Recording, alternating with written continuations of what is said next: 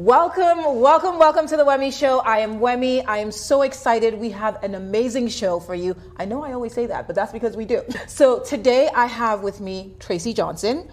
I'm going to just share Tracci's, because I can't call her a celebrity hairstylist. I just have to call you the queen of hair. Oh. And Tracci is not only a celebrity hairstylist, she owns Legacy Salon. She owned Eclipse Salon. She has worked with Nia Long. She has worked with Jada Pinkett Smith. She has worked with Unveils, Babyface, Brandy, Keisha Cole.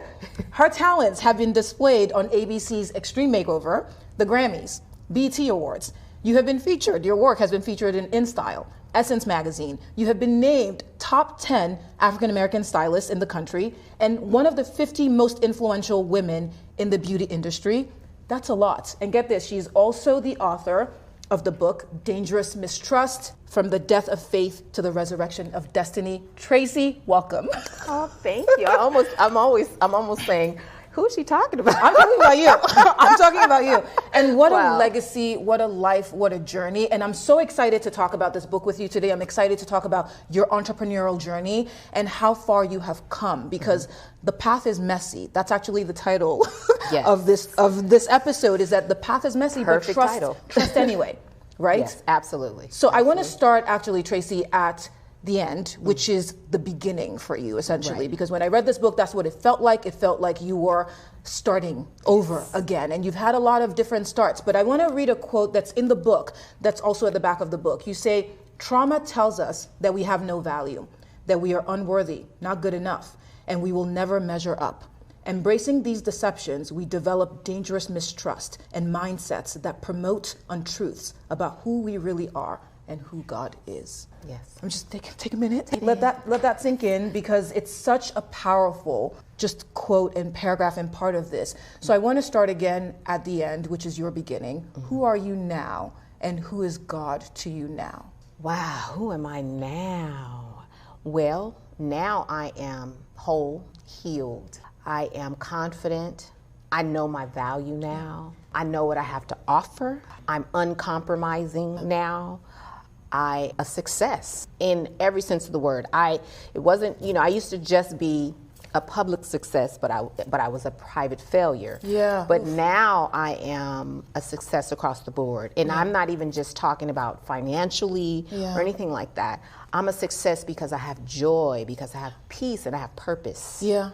And I am actually walking in my purpose. And to me, that's real success. When you can walk in your purpose and be, of value to people and to help people come through what you've gone through. To me, that is real success. Yeah. And it took you a long time to get there, because as we talked about this, the path is messy. As you talk about being successful now, talk about being whole now, and then thinking about the entire journey of the book, where it was just a roller coaster, right? Of discovering yourself and finding yourself and your talents and your gift. If you look back now, and if you could talk to baby Tracci, what would you say to her? What would you just look at her and just hold her? I would just shake her. Oh, not even I would just shake her. I would shake her first, and then I'd hold her really, really tight. And I would say, "Listen, little girl, you are special. You are." Look, I'm going to sound like Viola Davis. Oh, no, I love that. No, but literally, I would tell her that you are special and you have so much to offer. Yeah. And you are not regular. Your kind is not mass produced. Yeah. And you have a purpose. Yeah. And just hold on, quit being hasty, grow, heal, whatever obstacles that you've gone through, God is going to use those things to make you stronger, to make you wiser. Be kind always, be gracious, and be grateful always. I love that, gratitude. Yeah, and just own who you are, keep your head up, and don't settle. Yeah. Do not settle. Ooh, we're gonna come back to the settling part, y'all. We're gonna come back. But what a beautiful thing to say to your younger self. And I know that hindsight is 2020, right? But and it's easy to say that. But I do think it's important because this is a journey of healing, to be able to acknowledge how far you have come, and acknowledge that little girl, right? Who had no clue, as to what was coming. And sometimes maybe a good thing that she did not have a clue as to what was coming. I want to talk a little bit about your history history, because I love the fact that your path is unique in a way that you found your passion early on, but even though it wasn't a straight path after you found your passion, but your family actually had a lot of history with hair and history within African American history. So I just want you to share that with the audience. What did that legacy look like before you took over the legacy? Wow. Yeah, I come from a long line of beauty professionals. My great-great-grandmother, she worked with Madam C.J. Walker. The funny thing is I didn't even find that out until I was well into doing hair. Oh, wow. So it was a confirmation. Yes. And then my paternal aunt was probably one of the first, if not the first, African American to own a salon in Beverly Hills. Wow. And she was also a celebrity hairstylist back in the 70s. Didn't know that until, I knew she was a hairstylist, but I found all these things out later. Once I got to be successful, then everybody started coming out of the woodwork saying, you know, your grandmother and Why your did they aunt. Tell you this in the beginning? I don't know. Maybe they didn't think that it wasn't even necessary because they didn't know what kind of success I'd have. And then on the maternal side of my family, my grandmother and all of her sisters were stylists or hairstylists. And then one of her sisters was the pioneer of being the first African-American female to own a barbershop in the state of Texas. Well, it's interesting though, because what I loved, and I think a lot of entrepreneurs can relate to this as well, Tracci, is that there are a lot of pivotal moments in the book and in your life. But there was a moment you were expected to go to college. You talk about your brother as well, and you know, it's like that was just the expectation. But then you spoke up and you said, I want to do hair. Right. And I think that took bravery and it took courage. And to think about, I had the same experience where I said I was going to be a lawyer for most of my life, and then towards the end, about to take the outside, I look at my mom and I'm like, yeah, I'm not going to law school. You're right. It was just something that hit me, and I was like, I don't actually think I want to go to law school. I want to explore. But it takes bravery and it takes courage, which you did. What did that moment of bravery and courage mean for you and for your path? Because it could have been completely different. Absolutely, it was going to be completely different. I was on my way to Grambling State University. I was going to be a cosmetic dentist. That's what I wanted to be. Wow. But I also, so you would still be shaping people?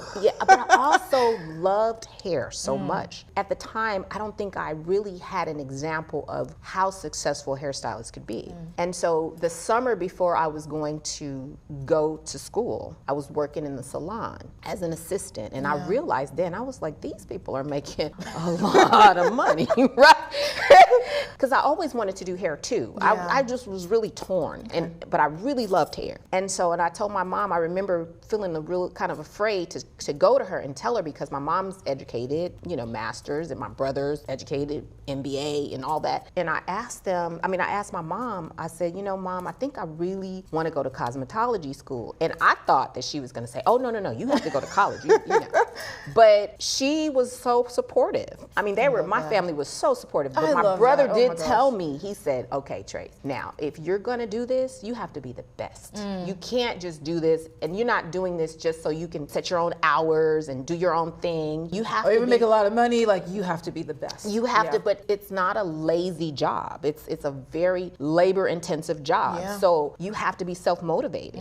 And because you have so much freedom, you have to really set a schedule and be there. And I've done that. I was very self-motivated as a teenager, because I started this as a teenager. You took a leap of faith, right? Yeah. You moved from Oakland to LA. Yes. But that decision, actually, you ended up homeless. Absolutely. Because of that decision, which again, I'm just going to pause right there for all of the people who, if you've ever had a dream, and you're like, all I need is just to take a step towards the dream, the path is messy. Tracci, tell us about that time in your life, in saying yes to your dream, taking a leap of faith, and then ending up homeless because of that yes. Right. Well, I had very unrealistic expectations, as you might imagine, as a young woman. I think by the time I moved here, I was like 19, turning 20. And so I decided that I was going, and I had a lucrative clientele in Oakland, but I knew what my dream was, and nothing was going to stop that. So I decided, I saved up a little bit of money, thinking that I saved up enough money to really, sustain me until I build my clientele. Okay, I was very unrealistic with that. That money dried up so fast. Oh my gosh. And so I packed up, moved here, and ended up homeless because I was supposed to stay with my father, and he made it impossible for me to stay with him. And so I ended up homeless. And it was a humiliating time, but I was so determined that I didn't tell anyone. I didn't tell my mom, because they would have said, no, you're gonna come back home because it's dangerous for you to be out there. I just prayed a lot, and I just, kept my eyes on the prize. There was no alternative. No plan B. No. I was going to meet, I said I was gonna move here. I said I was gonna be a celebrity hairstylist. I said I was gonna be a salon owner. And that was it. Yeah.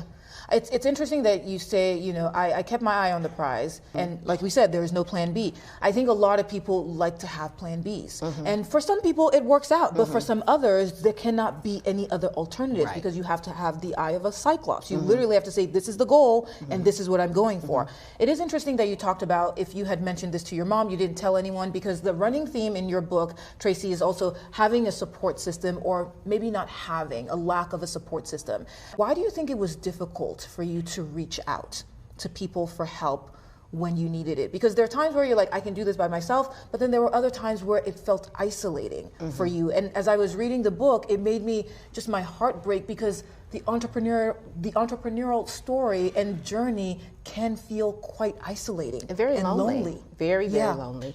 Well, because not everybody can relate to the entrepreneurial journey.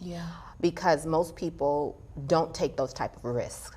I am a risk taker. And they don't understand that type of risk. No, they don't understand that type of risk, because I don't, because this life that I've had for 30-something plus years, I've never had paid vacations or paid days off or anything like that. If I don't work, I don't get paid. Period. And so it's a life that people just don't get. Somebody might say, well, let me go get a backup job or something like that.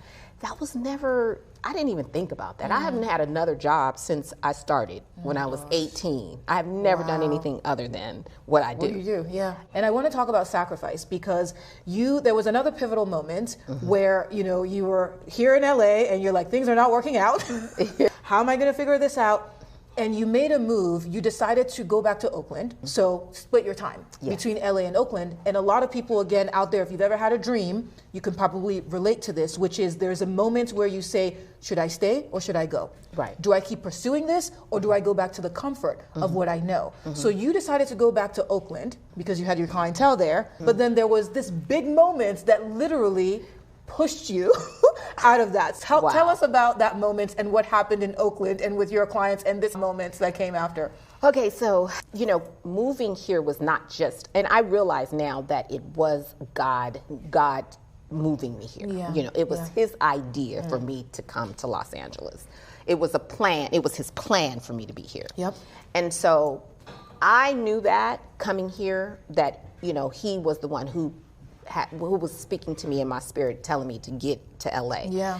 And so got here, things didn't look, didn't look like I anticipated it to look. So I started to panic. Which a lot of us do. You had every right to. I wasn't making the money, because I was used to making a lot of money. I was very, very, very, very busy in Oakland. And so got here, started to panic because my money was drying up, my little savings. And so I decided that I was going to start going back and forth to Oakland. So I was on a bus, on a Greyhound bus, every other weekend, going to Oakland. I was there doing like 30 people a day because I had a huge clientele. I read that and I was like, Tracci, how did you I had two sleep? assistants. I had two assistants, get through that. And That I had was like wild. 10 dryers. So I was in the salon by myself. So, because I was doing it on the weekdays that no one else worked. So I had the whole salon to myself, and I had two assistants. So I was cranking them in, cranking them out. Oh my gosh. So I would make a lot of money, as you might, You're like, I'm back. So 30 people a day, that's 90 people in 3 days. Okay. So I would make that money so I can go back to Los Angeles, come back here and live.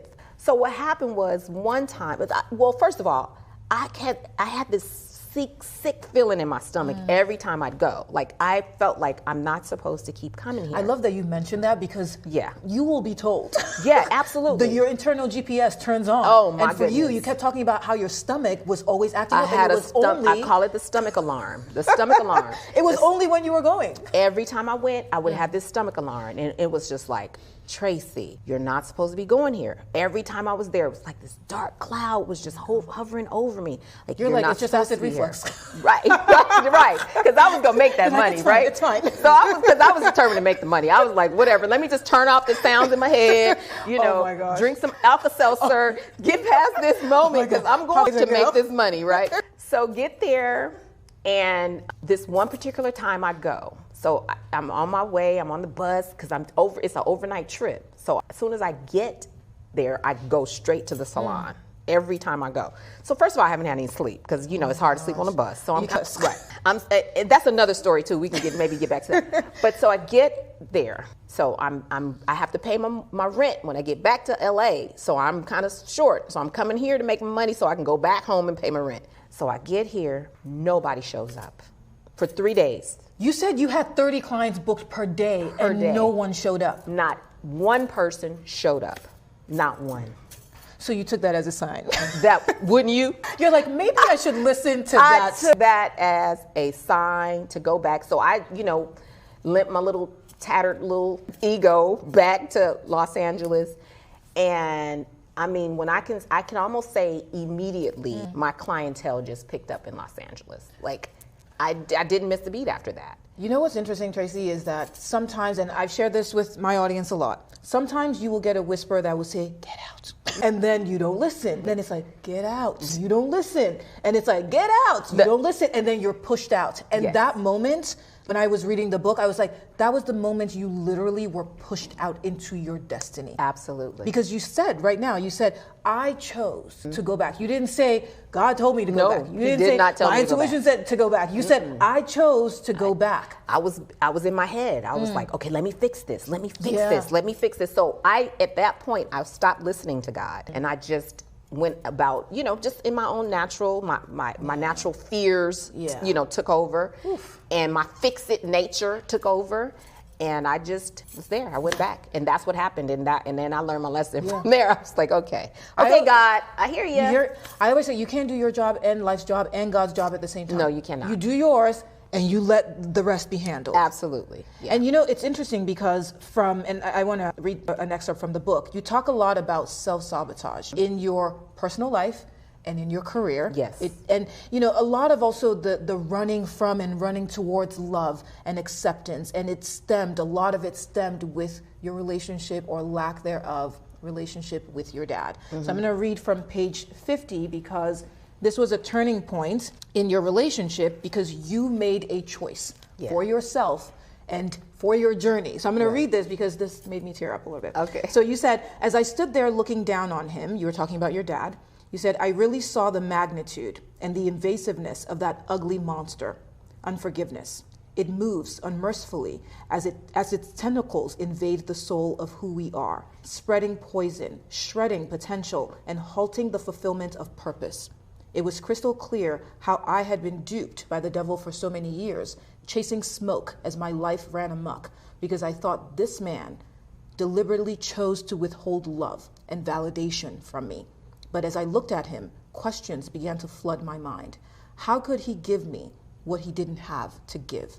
Could he pour from an empty container? How could he emulate what was necessary to provide me with a sense that I mattered when he had never experienced it? How can a broken person make me whole? Yeah.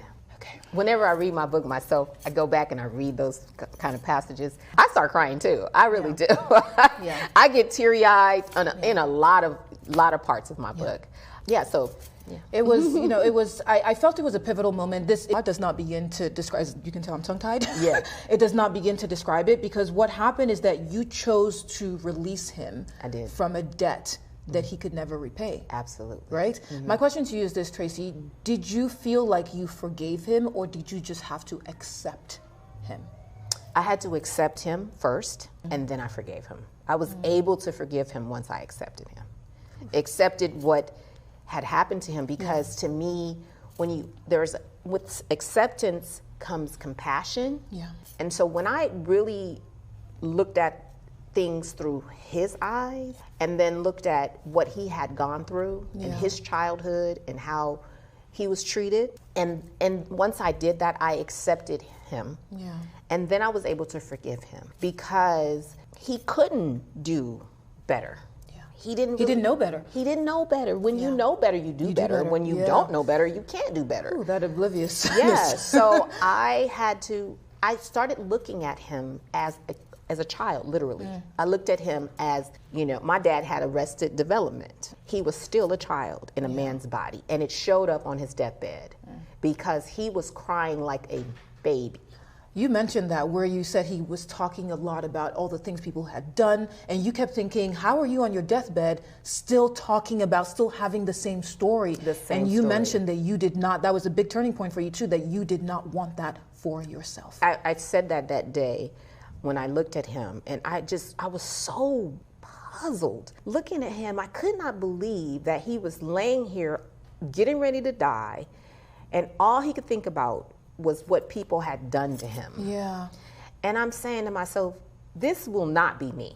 Like, I'm going to release anybody who's ever done anything to me. Talk about generational right now, right? Right. Carrying, and people do that a lot, Tracy. Yeah. They carry that over and over and over, and the next thing you know, you are also on your deathbed talking about what your daddy did. Right.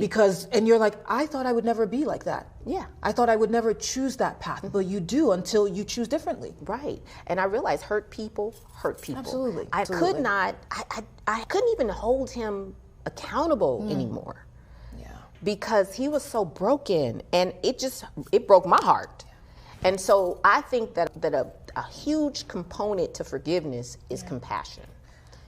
And so that's what happened, and that was the process. That was my process, was being able to forgive him through compassion, acceptance, compassion, forgiveness. And a lot of people send me messages, and even in my coaching work, just saying, Wemi, I'm sorry, I just can't forgive.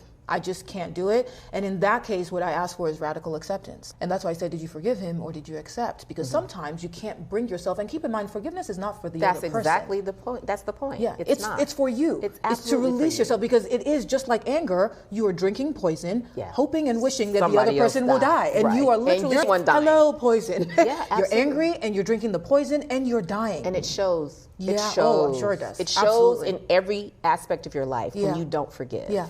It shows in your peace. It shows if you're angry. It shows all of that. It shows. Yeah. And so you're doing yourself a disservice when you're not forgiving. Absolutely. I think people just feel like that forgiveness is too good for this person.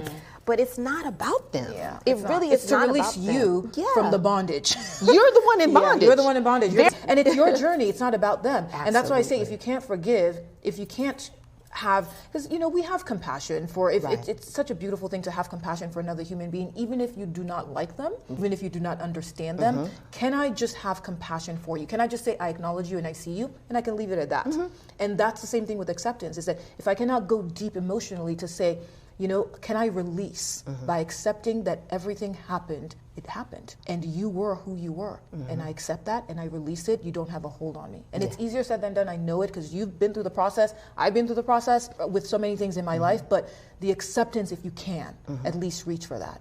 I also believe that my healing, a part of my healing and a part of my growth, was really not holding anyone hostage to whatever they've done to me. I've actually learned that everyone has a story, and people don't just hurt you because they're just bad people. People hurt you because they've been hurt, and most of it is unprocessed, unconsciously, subconsciously, unprocessed trauma. So I have to because I'm a believer. I believe in God, and I believe that His Spirit lives in me. I have to really step back and really not take things so personal. Nowadays, God has done something new in me. And how dare I look down on people who haven't actually had the privilege to heal like I have? you know, or to grow like I have. That's where the compassion comes in again. That's what I'm saying. Yeah. So, and that's what I mean, when you heal, you learn compassion. Yeah. You know, and I think that that's a big key to forgiveness, and to be able to move on, and to not hold anger and unforgiveness in your heart, you know? Yeah. And it is really has, I'm sure it's added some years to my life. Release will do that. I would say nothing is worth your peace of mind. Nothing. No, absolutely no person, not. No thing, no job. Let me tell you no relationship, something. no Let me tell you something. Peace is expensive. And it's very expensive. And it's prime real estate. Yeah, it's prime real estate. Actually, let's talk about the prime real estate, Tracci, because there are a lot of times where you talk about this in the book where what was happening on the outside did not match what was happening on the inside. Right. And it's an interesting juxtaposition to say, you know what, you look fabulous. And you always look, every time I see Tracci, she always looks fabulous. But there was so much beauty and grace, and people were seeing you being successful, right? On the outside. But inside, you're dealing with turmoil. Right. You're dealing with depression. Yes. How were you able to reconcile those two sides? What was the turning point for you eventually? I was tired of being two people. I was tired of, you know, the facade of success, the facade of, you know, having it all together. What success is supposed to look like versus what it actually is. Exactly. Which is you working every day. Exactly. All these hours. Exactly. Yeah. And I just wanted to be a person of integrity. Yeah. And I wanted to be who you, when you see me, I want to be that person. That's me, exactly. I want to be that person on the inside, you know, every part of me. I want to be that person. And so I went about doing the work. I had, you know, it's work. Yeah. You know, I've got a therapist, you know, I read books, I prayed, you know. It was a part of God's plan anyway for me to be in this place. Yeah. And so I just surrendered to him and surrendered to the work that he wanted to do in me. Yeah.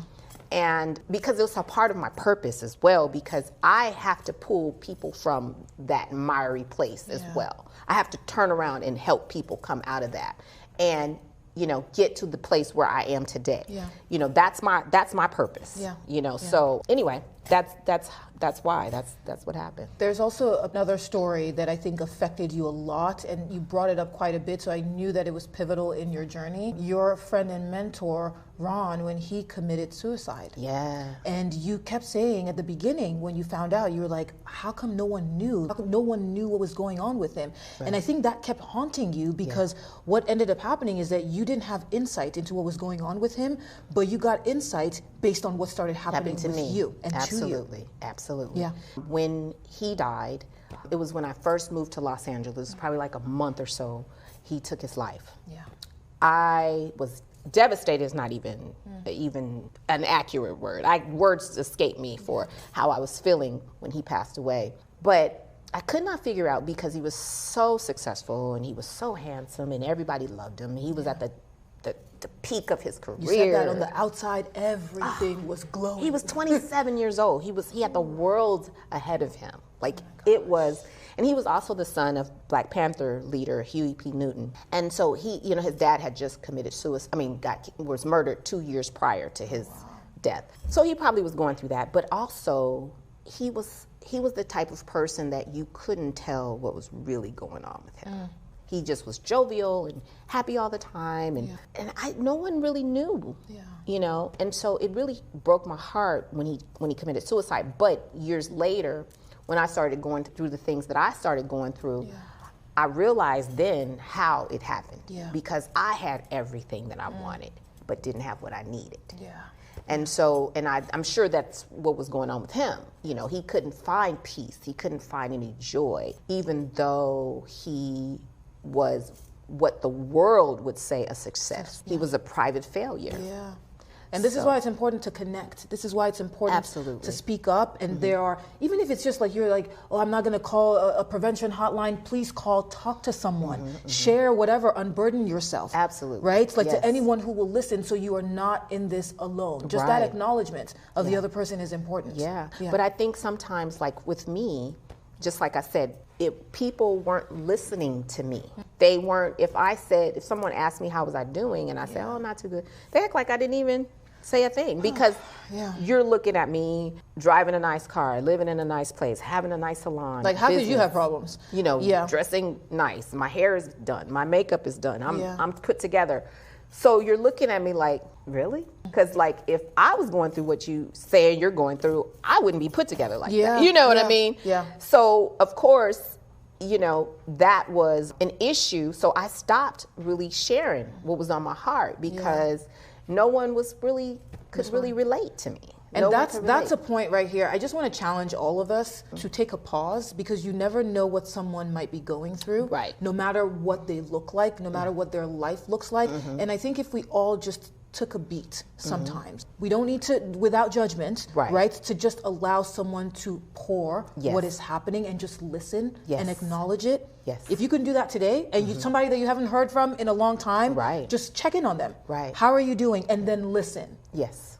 I think it would make our world just a much more powerful and connected place. It really would. To make that space for each other. It really would. Yeah. Absolutely. Yeah, I just, you know, I got to a place where he was, where I wanted to take my life, because, you know, I'm sure you know about all the situation that I was facing with my business, and how, you know, I had my dreams would seem like they were like crashing. Yeah. You know, but I got to that place, and then that night I remember I said to myself, now I see how Ron did this. Now I see how he had everything that he wanted, but not really what he needed. Yeah. And it's interesting that you mentioned that, and I'm going to take a step back after this question, but you mentioned you got everything that you wanted, you know, you got the salon, but then with success, like we talked about, comes more problems, right? Vultures. Yeah, the There were vultures. people trying to steal your business, steal your clientele, you know, steal your name, essentially destroy your name. Yes, destroy my name. And you trusted the wrong people. If you, looking back now and just reflecting, what would you have done differently at that time with regards to people that you trusted and that you brought into that circle? Right. I would have listened to my gut. Tracy, it's a recurring thing. Listen to your internal GPS. Which is God in there talking. God is in you. God is not separate from you. I would have listened to that alarm.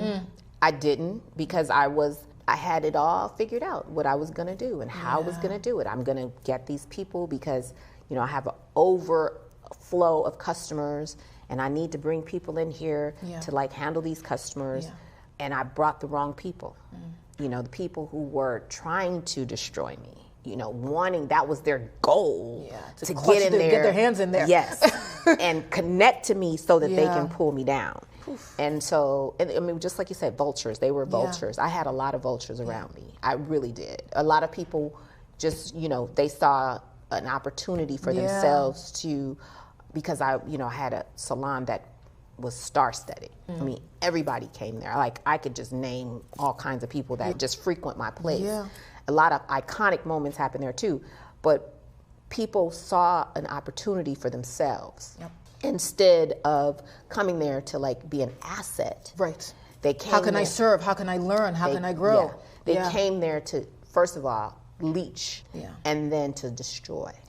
And that was the job. That's what they were trying to do. But, you know, even in that, I still, from the place I am now, I still can see a place of compassion.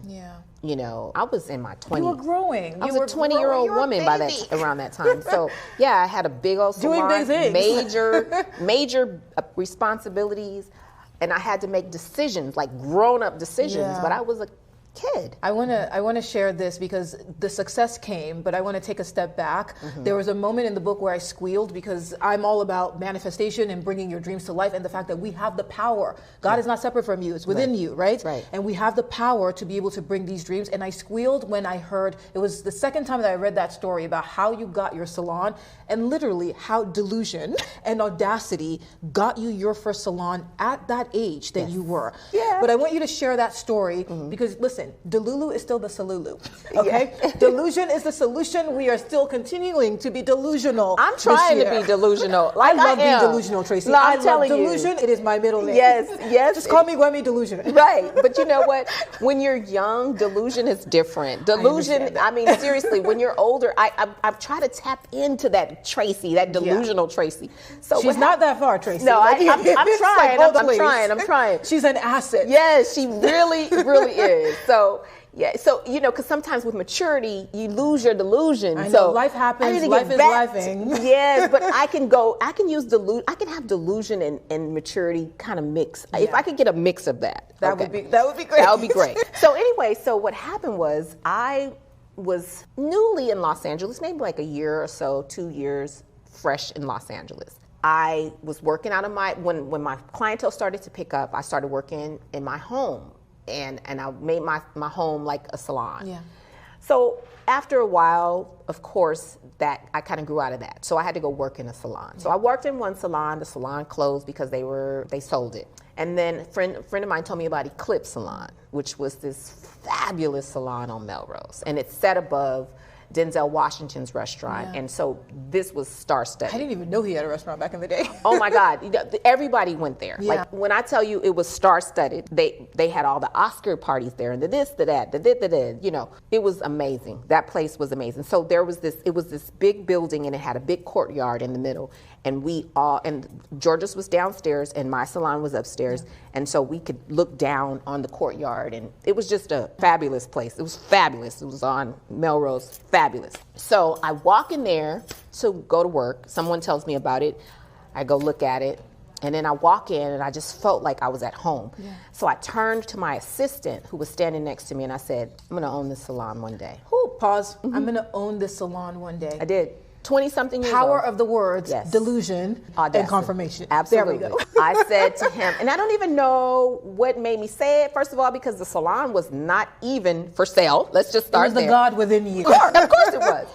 And on top of that, the salon owner, I was the only black person there. Just put it that way. I was only, and I'm I didn't know 20. That. Wow. Yeah, I was the only black person there. The owner was not black. I'm the only black 20-year-old coming into this salon full of seasoned stylists that have been in LA forever, full clientele, all this kind of stuff. And so walk in the place, it's just fabulous. I mean, fabulous. I mean, easily they put in $250,000 to make this place fabulous. What? It's huge. It's like a 1,600 square foot place. It might be more than that. It might have been 2,000. Yeah. I don't know. It was huge. And you walked in and you're like, I'm going to own this salon one day. This place is fabulous. This is what I dreamt about. This is going to be mine. So the lady, like maybe about a year after I worked there, we didn't really get along that well. I don't know. She was always like shorting me my money because I was on commission or something. She was like shorting me my money and stuff. I was that kind of stuff. So no, I take that back. I wasn't on commission at that salon. I was commissioned at the salon before. Okay. This one, she kept trying to go up on my booth rent because I had so many customers. And she's like, you got money, you yes, can pay. That's the kind of mess that she was doing. And so I said, I didn't really like her that much, and I tolerated her. And so she put the place on sale, and I guess it was a lot. Yeah.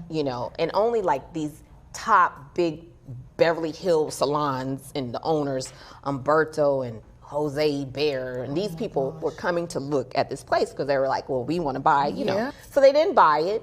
And then maybe like another month or two, she started lowering the price. It was still too much. Now, in my mind, I had to, the overhead was already expensive, right? So I couldn't have the overhead and a loan. So I was like, okay, I have to have this salon, but I can't have a loan. So I don't know what's going to happen. No one's going to give me the money to pay for this salon. Who's going to give me the money to pay for this salon, right? So I just kept waited it out. And then one day, that stomach, the gut comes in. The gut was like, go tell her to give you this salon. Just walk up to her and say, give me this salon. Your gut is audacious. Delusional. And I love it. So I walked up to her. The woman who didn't really like me that much. You're like, that didn't matter. It didn't even matter. I walked up to her. I was bold. My little 20-something-year-old self. I walked up to her and I say, you know what? You just need to give me the salon. And she said, well. Let's pause again. Let's pause. You just need to give me the salon. You need to She asked for what she wanted because closed mouths don't get fed. I say, you just need to give me the salon. And she goes, well, I won't give it to you, but if you give me $10,000, you can have it. Okay, Tracci, tell me what she was trying to get for it initially. I think the first price was $500K. And then she said, how much? She said $10,000. So we went from $500,000, you still being delusional, to $10,000. Just Yes, wanted because to make this sure. is a running business, right? It's a whole business. It's a whole business, fully staffed. Yep. All of that. And you said I should own that. I said I'm going to own Why this. not? In my 20s now, Yeah. mind you, in my 20s. This is in my 20s. So here I am, this young 20-year-old black girl owning this prime real estate salon. So she said to you 10,000 and you said yes. I said, absolutely. Look, are you kidding me? So I had, but this is the funny part. Let me tell you what's funny about this. I was putting all of my tips, just throwing them in my linen closet every time I got home. I'm not even kidding. This is not even in the book. This is not even the book. This is not in the book. I love it. I was just throwing my tips in my linen closet. And so I was like, okay, let me go home and look at the linen how closet. Much money I have in my linen closet. Oh my gosh. You know I had the money? It was in the linen closet? Well, I didn't have all of it, but one of my friends was like, here. And I just wrote me a check for the rest. But I almost had the whole thing. So even then, the God within you was preparing you for what was coming. Absolutely. Stay delusional, people. Delusional. Seriously. Stay Delulu. Delulu Right. is still Salulu. Delulu is the Salulu. I love it. I love that. Delulu is the Salulu. Tracy, that is a perfect example because if you don't, and I'm telling you, my middle name is Delulu because so many times situations like that have happened where I was like, why not me? Right. That should be me. Absolutely. Wouldn't that be nice if that was me? Yeah. And then it shows up and everything that you need will align and line up for But you. have you noticed though throughout the book that there has been so many examples of Absolutely. like miracles that have happened? Absolutely. And it's interesting because we call it a miracle because we can't explain it. No, it's not. It's right. It's unexplainable. Yeah. Right. But I will say sometimes I do say miracles cost something, right? Yeah. Because in the midst of all of this, it wasn't like you were lazy. Mm-mm. It wasn't like you didn't. You spoke up. Right. You spoke to that woman. Yeah. You claimed it, but you took inspired action. Yeah, absolutely. Right. You could have been fearful. It and took been some like, courage it to took do courage. that. Exactly. I had no clue of how to run a salon, and I kept that salon for 15 years. But you know what, Tracy? You leaped, and then life leaped with you.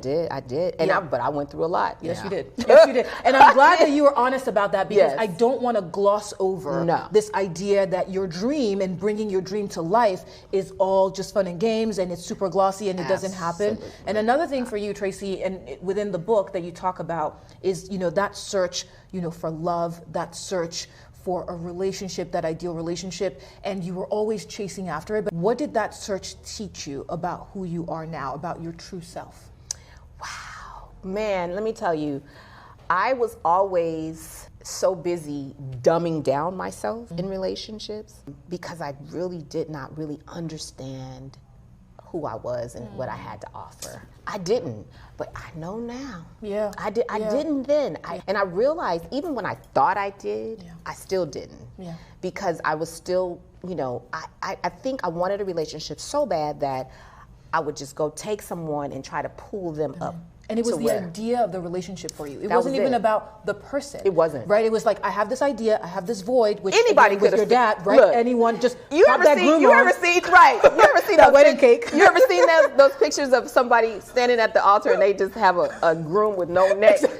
They're like, anyone will do. Anyone. That's exactly what I did. I did that. And it's so amazing now looking back. I've always been her. I was always this person, but I just didn't know it. Yep. I didn't know it. And until I got to know me and really understood who I was, then I was going to keep choosing that. Your life could not reflect that until you Let me tell you something. Now, I know because I know who I am. Of course, my options are really. We're not doing that. No. We just came from Delulu. The options are not limited. No. What I'm saying is that, just like I said earlier, it's not mass produced. Got it. Who I am now and what fits me is something that's not mass produced. Yep. And so there aren't a lot of options, but I will say, just like I'm Delulu enough to know that he's coming anyway. Absolutely. I'm Delulu enough to know that he's on his way. Yep. And the funny thing is, and I don't even, and I'm at this place now, let me just tell you something about who I am. At this place now where I get offended. This is crazy. This is going to sound real crazy.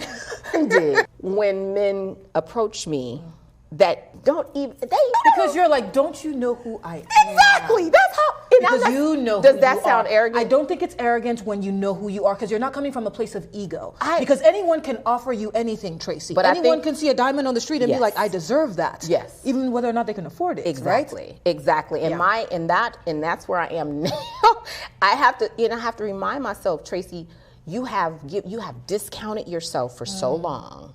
Yeah. You have allowed people in your life that didn't even belong there, that didn't even have a clue how to love you and couldn't even see you. Yep. Like, they could not see you. They don't know you. Yeah. It takes a special person to see you. Absolutely. Absolutely. And so now at this place, if you don't see me, for example, I met this guy not too long ago, and I'm just real quick. I met this guy not too long ago, and he was intelligent, successful, handsome, all these things, and he was talking to me. We had this conversation. We never went out on a date, but we were like just having these conversations because, I'm really honestly, seriously about like, no. Yeah. You know what? No. And he was writing me these poems and stuff, and they were incredible. Okay. And then one day he wrote this poem, and it was just about sex, and it just turned me completely off. You're like, you don't see me. You don't see me, dude. You don't see me. Like, we first of all, we just met. Yeah. I mean, you can't be me and be that loose. Do you understand? I thought you saw me. I thought you saw the quality of me. Yeah. You know what I'm saying? To say that takes time. We are not Dude. There. You are not, yeah. And I was so put off by it. And I was so offended. That's what I was. And I said to myself, Tracci, you've grown. The fact that you were offended, I confirmed that I have grown. Yes. Yes. I knew then. I said, Tracci, you've grown. And that's the knowing yourself. You probably would have compromised that situation. You probably would have just told him about it and just kept moving. Yeah, that's true. I said to myself then, I said, you can't see me. And I need somebody who sees me, like really sees me and understands what they're getting. You have to know what you're getting. Yeah. If you're going to even be able to share my space, then you have to, you got to know what you're getting. And I need to know you know. And I'm not going to tell you. I need you to figure it out. Know yourself so other people can know you the way that you want. Exactly. Okay. I love that. I love that. Yeah. I have one more question for you. Sure. What do you want your legacy to be? Wow. Resilience. That I never gave up and that I never stop. No matter what I've gone through, there's always something else. Yeah. There's always another level to go to. I never stop growing. Yeah. I never stop evolving. Yeah. I want my legacy to be that I want it to be all that God created me to be. Use every gift. Everything. Everything. Yeah. That's what I want. Yeah. That I didn't take my life and take God for granted. I didn't take my life for granted, that I valued my life, and that I did everything that I could do to live in my purpose. Because I know that He had a purpose for me when I was born. Yeah. And that it's my responsibility to walk in that, and that I fulfilled that. That's what I want my legacy to be, that I fulfilled my purpose, that I did what I came here to do. And what a legacy. I'm going to do 3 quick things because we like to do this with all of our guests. I'm going to throw a couple of words out for you, and then I want you to tell me what pops to your mind, right? Okay. Faith. Oh, I'm sorry. Okay. A lot. Faith. Real. Dream. Big. God. Everything. Growth. Intentional. Surrender. Wholeheartedly. Love. Me. Support. Necessary. Success. Well-rounded. Tracci Johnson, everyone. Amazing. Tracci, thank you so much. Tracci's book, Dangerous Mistrust, you can get it on Amazon. Where books are sold. Yes. Get the book. It's a beautiful story. It's a triumphant story. The path is messy. Trust anyway. Yeah. And you have trusted, and the growth is, it shows. And thank you so much, Tracci, for being on the show. Thank you for joining us, for sharing your path and your journey and your purpose and the ups and downs with us. Do not forget to like, to subscribe, to share. Definitely subscribe for more inspirational and beautiful stories like Tracci. Thank you so much for being here. I know I told you it was going to be a great show. It was. Thank you so much. Woo! Thank you. Thank you, Tracci. Thank you.